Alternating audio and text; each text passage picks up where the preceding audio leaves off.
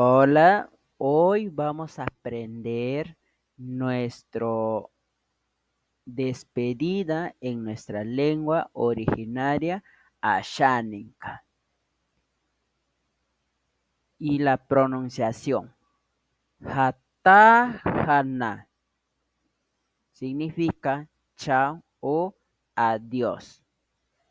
Nohatabajeta significa hasta luego.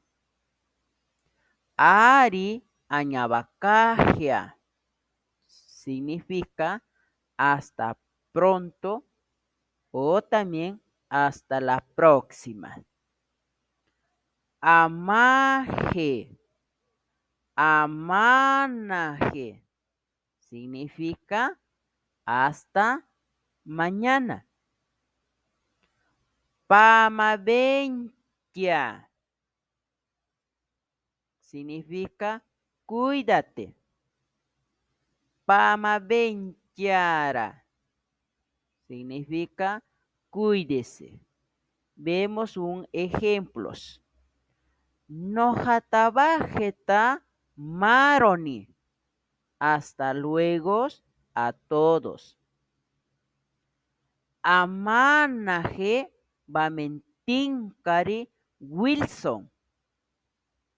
Hasta mañana, maestro Wilson.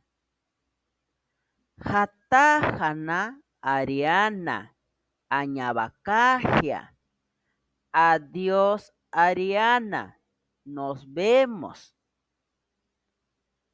Pamaventia Jibatirori Samuel. Cuídate, director Samuel. Ari añabakaya tsipamintsari Hiroishi. Hasta pronto, amigo Luis. Espero que puedan aprender nuestra lengua originaria. Hatahana Maroni.